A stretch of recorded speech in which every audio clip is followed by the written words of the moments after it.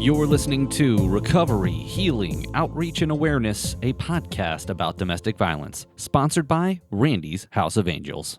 Domestic or intimate partner violence is a complex and silent epidemic that affects millions of people worldwide. To respond to the overwhelming issues associated with domestic violence, Randy's House of Angels has produced a series of podcasts beginning in October that will bring this epidemic to the forefront of public consciousness and break the silence that often shrouds it. I'm Paul Miller, the producer of this program, and we invite you to access the podcasts by going to randysHouseofangels.org. Today's topic will be the impact of domestic violence regarding age, long-term relationships, and mother, father, sibling, and future intimate partners. Today, we would like to introduce you to William Kellibrew IV. William Kellibrew IV is a global advocate for civil, human, women, children, and victims' rights. He is a sought-after speaker on trauma-informed care, violence prevention, and strategic planning. At age 10, William witnessed the murder of his mother, Jacqueline, and 12-year-old brother, Tony, in their living room in 1984 by his mother's ex-boyfriend. The killer took his own life that day, but not before making William beg for his life at gunpoint. In this podcast, William shares his personal and professional journey of healing and resiliency. From experiencing multiple childhood traumas, including domestic violence and childhood trauma, William has emerged as a global advocate and authority on addressing violence and trauma throughout multiple systems and settings. In 2015, Kellibrew was nominated by the U.S. Congresswoman Eleanor Holmes Norton to receive the U.S. Congressional Victims' Rights Caucus Unsung Hero Award for exemplifying and embodying the movement for victim rights through outstanding efforts in victim advocacy, allied professional advocacy, public policy, and public awareness. Today's podcast facilitator is Sherry Peters, a master's level social worker who is a nationally recognized facilitator in the children's mental health field.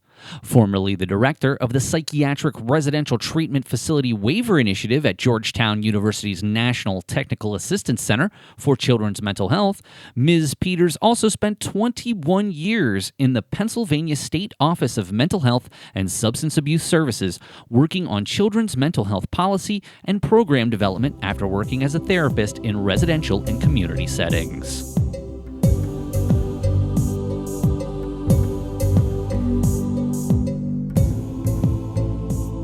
William, we're so glad to have you with us today. And I wonder if you could just tell us a little bit about you and your childhood.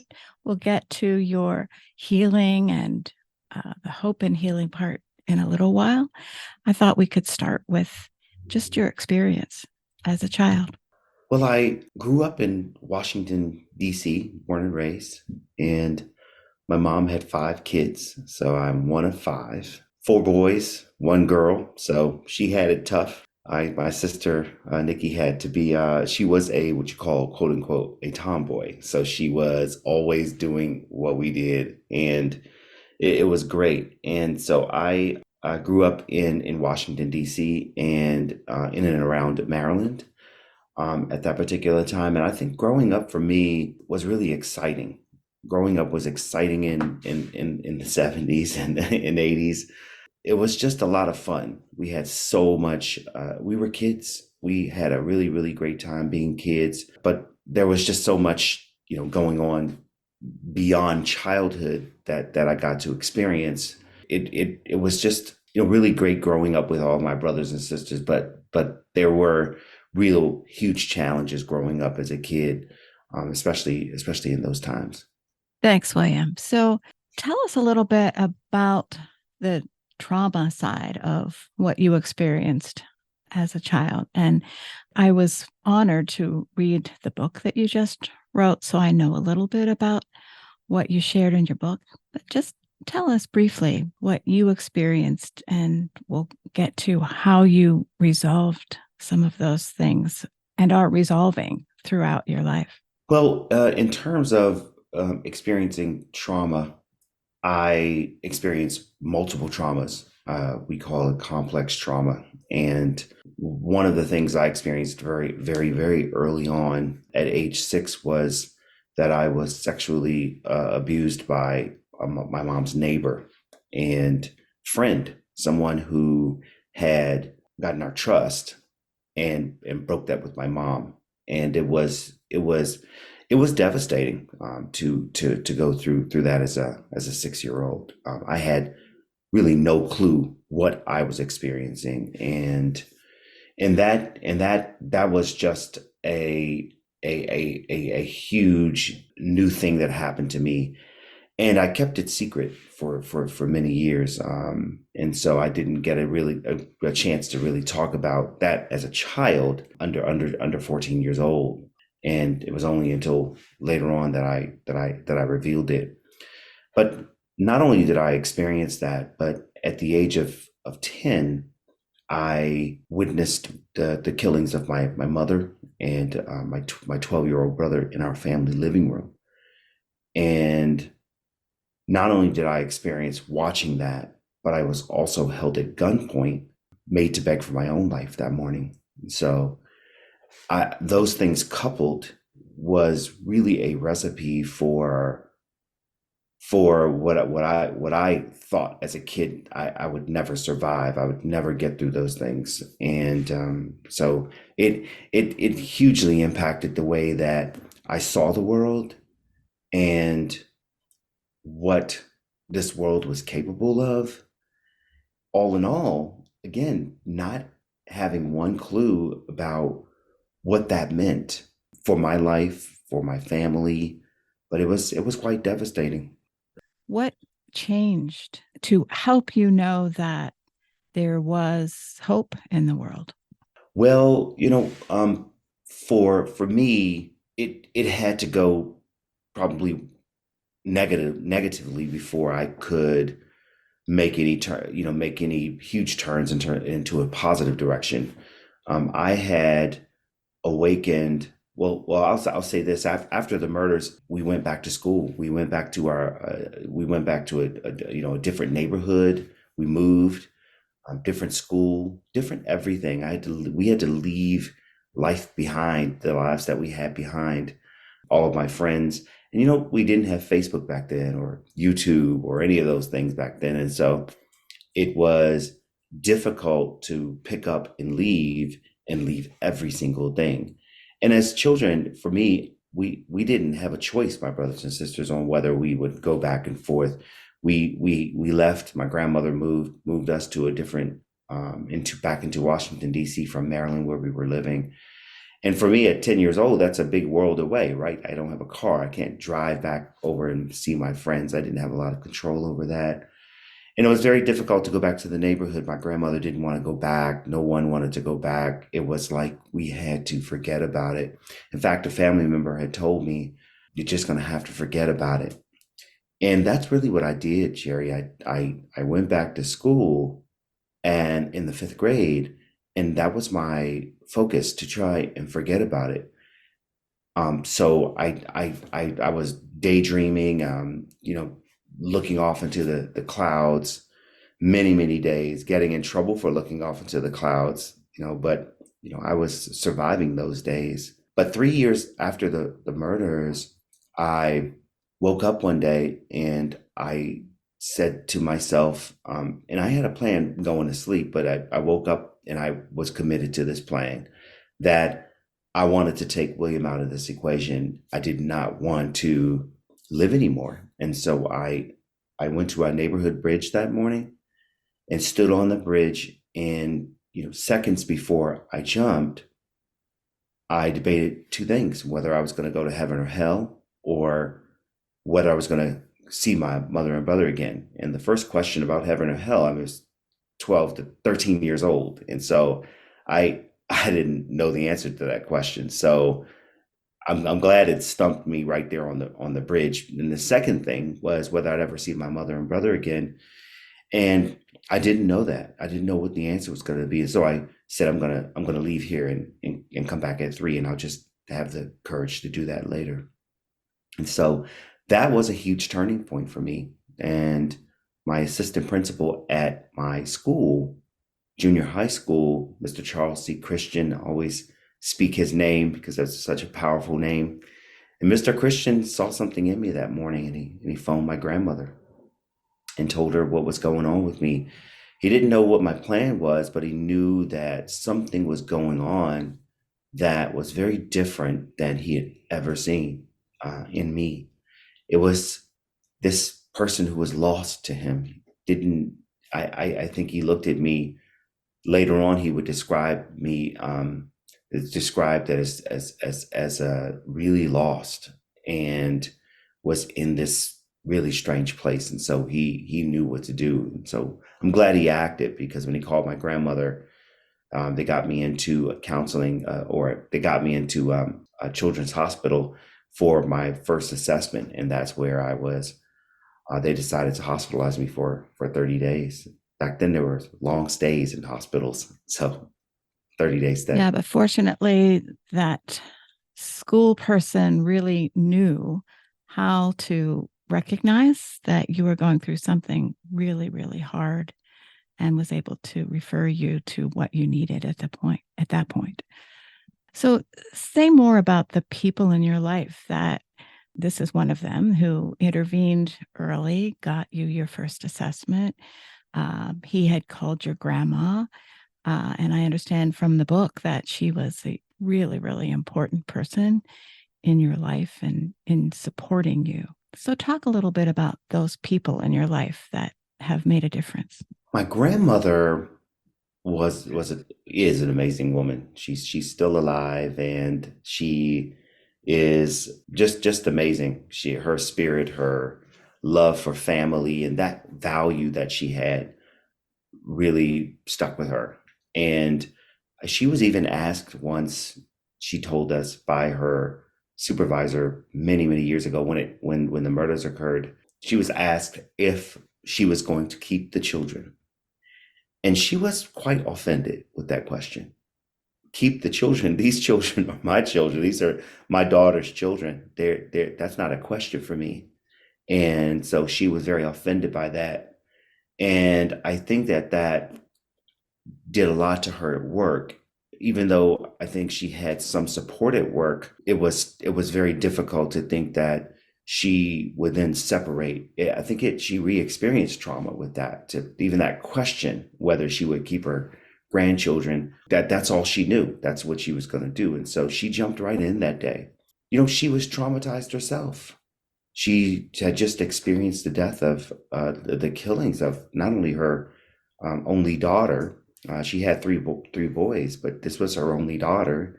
And then another grandson experienced that. And then my brothers and sister who weren't in the house experienced from a different perspective. But my grandmother had all of these things to contend with. She had the funeral to contend with. She had to pay for the funeral. She even attempted to get some support from the government. And the government at that time did not support her, she said. So she was really in a box with her and my grandmother, who she wasn't in a relationship with, but was my mom's dad. So they really struggled. They really struggled after that. My grandmother went to work less than 2 weeks after the murders, and she knew her mission. She knew what she had to do, and so she stepped in. And she had been rolling ever since, and 38 years on her job. She never used an alarm clock. She was late less than 10 times on her job. I remember the ceremony of the retirement. They talked about how she was really always on time. And my grandmother always talked about how she left this one lady who was doing carpooling because the lady showed up late. And she said, "Well, you're late. I'm gotta go." So my grandmother is so serious. She is, I think that she became a bit obsessive compulsive, right? Obsessed with work, obsessed with making sure that we had food on our plates, made sure that we had a shelter over our heads. And I asked her, Sherry, later on in life, a big question for me. I always wanted to know. It's probably a question you'd ask me. And I said, well, what kept you going? What was your thing? How did you survive all of these years? And she said to me, it was you all. It was the kids. That's what kept her going. She said, because I wouldn't have been here. I would have given up. She said, but I had these kids to think about and to worry about. So I had to go to work.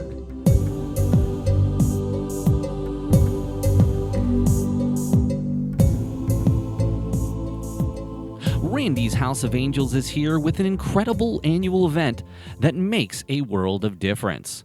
Join us as we rally for a cause and create lasting impact through Randy's Race, a 5K run and walk for hope and courage.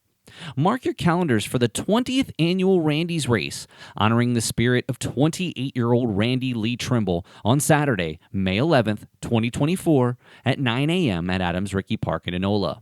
Rain or shine, we stand united for hope and courage. Since its inception in 2005, Randy's Race has grown each year, raising an awe-inspiring $629,000 and counting. We'll see you there.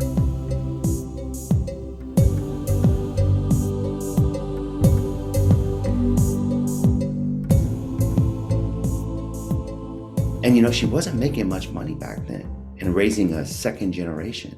And so she is and was, as we grew up, a very, very special person, albeit she was very traumatized because she did a lot of yelling. She did a lot of yelling and a lot of discipline, but she was absolutely amazing in doing that. So I will ask you then, what did keep you going? There was some inkling of hope. The day I wanted to jump off of that bridge, and Mr. Christian getting me to that assessment, getting into the hospital. When I was discharged, I was transferred or referred back over to Children's Hospital for therapy. And this was my first ever therapist. I really didn't know what therapy was all about, but my first ever therapist, Christine Pierre, she started off in the cafeteria, and our first session, she started in the office, and then we worked our way down to the cafeteria. And we, she asked me with her hands open wide, what do you want to eat? And I'm thinking to myself, we're displaced. We are staying with extended family. It's 14 of us living in this house. Here she's telling me, what do you want to eat? And I'm 13 years old, and I'm like, in my head, I'm saying to myself that I'm going to clean this lady's pockets out. I'm gonna get in this cafeteria and do some damage. But what I saw was interesting. I went to the ice cream machine, and I built the biggest ice cream cone you could build on this side of Earth. And I remember just licking that ice cream, and like any kid would, and enjoying that. And I gather, now looking back, she was building an interesting relationship with me. She was listening to me. But Sherry, the difference was that this was the first time that someone actually proactively wanted to listen. People were so afraid to talk to me. My sisters and brothers, they didn't want to hear what happened in the house. My grandmother could not say one or two sentences about my mom without crying. So it was a taboo subject for our home. And so it was very difficult to hold those things in from every adult and not be able to communicate about those things. And it wasn't until Christine Pierre did I find that someone actually wanted to hear what I, little Will, had to say. And so the therapy sessions did not last long, but to the point, to your question, it was this spark, this start of what hope could actually look like. I didn't have the words back then. Trust me, I did not know the words probably. I didn't know about hope or resilience or whatever that was back then. I knew that I committed to myself, I'll get up another day. I'll get up another second. I'll keep going. I was battling depression. I would just keep going one step at a time, one breath at a time I would take to get through. And that was collective. I started to collect that, and I started to actually really appreciate therapy because it was one place I could go where I could talk to somebody and I wouldn't have to worry about what I said people would be scared of.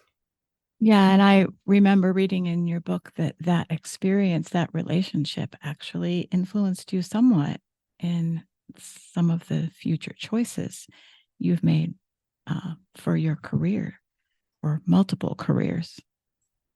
Can you talk a little bit about that? Yeah, it really influenced me. Now, first of all, I didn't know about victim services. I worked in the restaurant business from 19 years old, around 18, 19 years old to 27. So about 9 years in the restaurant business. And I will tell you, I was traumatized in the restaurant business. I mean, well, often by the customers sometimes, but there were some interesting experiences. But what I'm talking about is that I was still working on William. I was still working on me's, particularly on the inside. And I was still avoiding things like my mom's birthday. I was still avoiding my own birthday that I had committed to not celebrating anymore at an early age. I was starting to get into the workforce. And I realize now, that many people who are in whatever workforce they're in, some of them actually have unaddressed trauma, unaddressed pain and hurt, and that was me. And I, looking back, that was me. I was going to work feeling really bad and trying to mask that through the restaurant business. I started as a host, and so imagine me being your first impression. I was the happiest person going, right? Because I was working so hard to cover everything up that I was the happiest person. And I had told myself that if someone asks you how you're doing, my answer is going to be fantastic. And so, even though I was masking all of this pain, I had found a way to at least look like I was happy, at least to try to mimic what I wanted happiness to look like. And so working in the restaurant business gave me that. I got to be, it got to be like a show, if you will, a whole new William. And I got to put that on display. And so I would cry at work and, in private. And my grandmother actually told me once that she often cried in privacy when she went on breaks. She went to the locker room and she would have a moment to cry. And that's not knowing that very early on. That's what I was really doing. I was going into the walk-in fridge, right, where we have all of the food, or where we have the food for the restaurant, or alcohol room. Or I was going in there and taking a moment during the daytime, because it was very difficult sometimes to get through the day, even at 19 years old or 20 years old. And so when I went back to school at 27 years old, it took 3 tries, but I got into college and I started to volunteer. And that's, I think, what transformed me, was giving of myself. I wasn't there yet in terms of understanding what was happening inside of me. I had buried and suppressed that for many years. So volunteerism is the way I expressed my empathy and expressed my love for humanity. And I told my story one day at this event that was held at this church, and a woman named Joy Frost saw me speak. Only had 5 minutes to speak, and she saw me speak, and that's when she said, can you get in touch with me? And from that day forward, she was the one who got me involved in victim services, because she was the director for the Office for Victims of Crime for the U.S. Department of Justice, an appointed position. So she was the acting director, I think, at the time. But was significant was that in the next year, the year after I met her, I was at the national candlelight observance for victims of crime. What's significant about this is that I didn't know that all of this office was established by the VOCA Act back in 1984, the Victims of Crime Act. And now that's something else. In 1984, this act was established, and it was the same year that my mother and brother were killed, and I was in that room. And that act afforded victims rights, but those rights were hardly enforced for victims in 1985. They just established it. And so it also established that there would be compensation. So restitution from offenders, that would support a crime victim fund that would be held in Congress and distributed by the Office for Victims of Crime.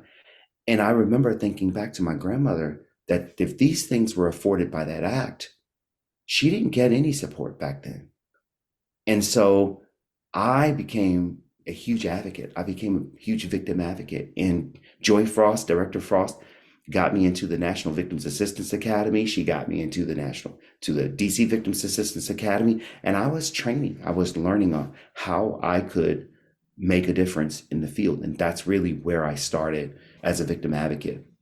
And you have done lots of victim advocacy, as I read in your book and as I know you as a person. So talk some more about what kinds of things you are most excited about in terms of your advocacy work or the work that you now do, and how that connects back to your early experiences. Thanks to Joy. She has so much credit for seeing in me what the possibilities were for making a difference. And I'd learned how to speak very early on, and I was a spelling bee champ, 3rd place, by the way, when I was in the 6th grade. So I was used to speaking. I'd learned how to speak on stage, and I learned how to perform as a kid. So I was not scared of the stage or getting out in front of people. And so I think that having that, my mom instilled that in me at a very, very early age really helped, because I had no idea what I was being prepared for. I focus on victim services. I focus on mental health. And this was far from what I was thinking about. I wanted to be an entertainer when I was a kid, go to school and be a doctor. This was something that was way off for me. But it was one day, my god sister, Tiffany, and I talk about this in the book too. One day, my god sister, Tiffany, was murdered. She was stabbed multiple times, up to 50 times, the paper said. And I remember her being in the middle of a really horrific relationship. Many of the things that my mom went through, in that while we were living with her ex-boyfriend who killed her, she was in a tumultuous relationship. And I remember feeling a bit helpless and not doing anything about it, not supporting her, not calling to find out everything's okay, or I just didn't think that I didn't know it was that bad. And again, I didn't really know about domestic violence or, intimate partner violence. I didn't have those words. I was just beginning to learn a lot. But she was killed, and it did something to me and for me. And so we started this sleep out called the Sleep Out for Peace. And we slept out in front of the mayor's office, in front of the courts, in front of different municipal buildings and federal buildings, to bring attention to this horrific situation, but to also be proactive and call out violence in a way that we could focus on it in a positive way, right? So it wasn't to sleep out against violence, because I was tired of fighting against anything. In fact, violence, the definition for violence is the use of force. So why am I forcing anybody to stop anything? That's not how I wanted to do it. I wanted to model what peace looked like, what happiness looked like, so that could be the guiding light, and that could be the principle, and that could be the value. And see, we had to sleep out for peace instead of the first name, which was to sleep out against violence. So we changed that up, and we called it the Sleep Out for Peace.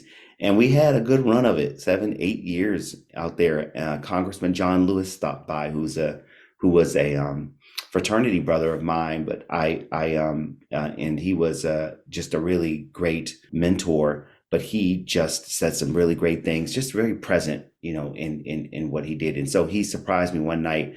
But one of my friends, Jacob Gillison, brought Congressman Lewis down. I was so surprised when he got out of the car, because Lewis surprised me. Colin Goddard, who was, thanks thanks to Colin showed up as well from, he was a victim of the Virginia Tech shootings. He was shot multiple times in that classroom.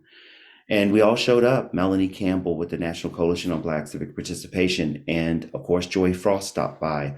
And so we had some really pretty big people show up, but we also had people who were in it who heard about us on the radio, who came down to support us. And so we almost got arrested once. Police showed up. All my friends, they said, you're gonna have to leave or get arrested. And I turned around. I said, well, you're gonna have to arrest me because I'm not leaving anywhere. And I turned around and everybody got up.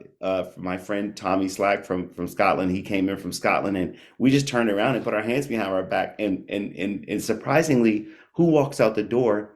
A council member named Kwame Brown walked out of the door and said, what's going on here? And we told him what was happening. And he told the cops, the police officers, and this is what we want. Why would you do that? So he stopped that from happening, and stopped us from getting put out. So it was tough to keep going under rainy conditions, cold weather, because the sleep outs were in December, by the way. So we really had to be focused and energetic and excited about what we were doing. But that right there, that sleep out gave me personally an opportunity to sacrifice my time, my energy. I could be doing anything. I could be at the next club, or when I was younger, I could be here and there. But here I was sleeping out and planning a sleep out for peace to bring some attention to the violence that we were experiencing, particularly in DC.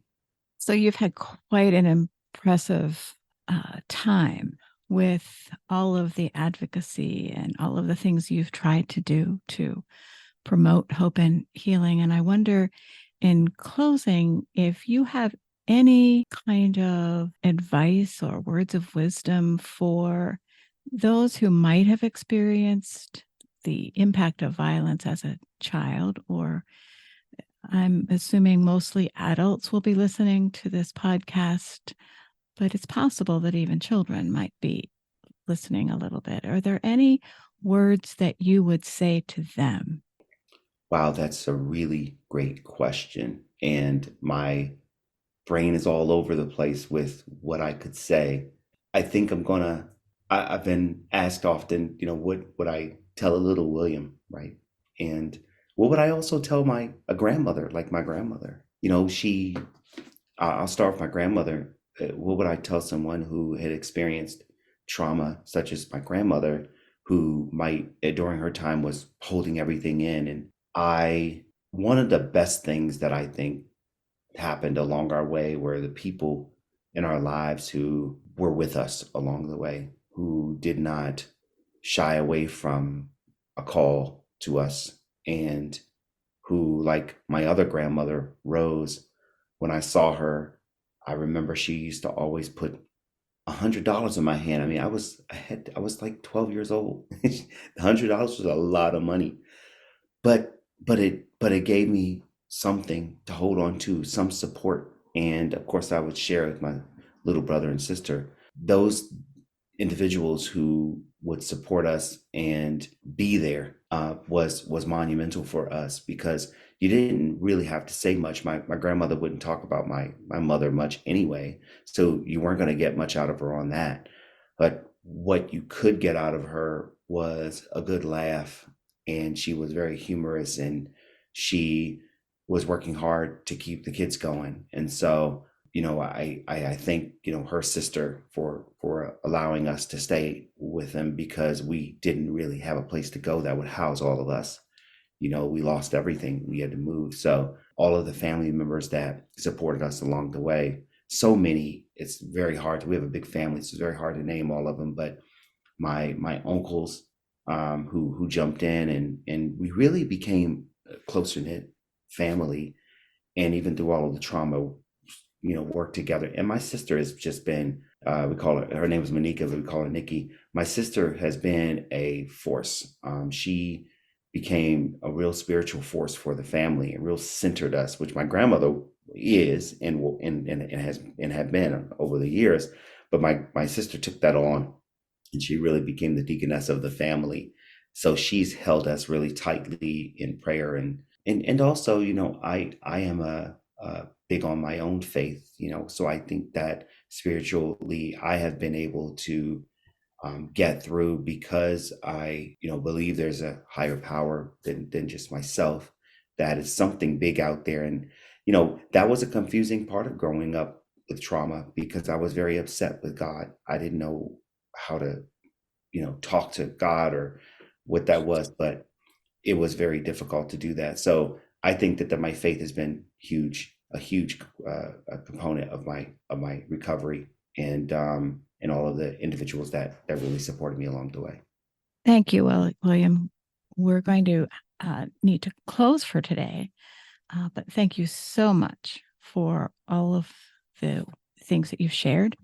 I think our listeners will really appreciate hearing how you have really used the resources that you've had for hope, and the word resilience you've mentioned a couple of times. So thank you so much. Thank you.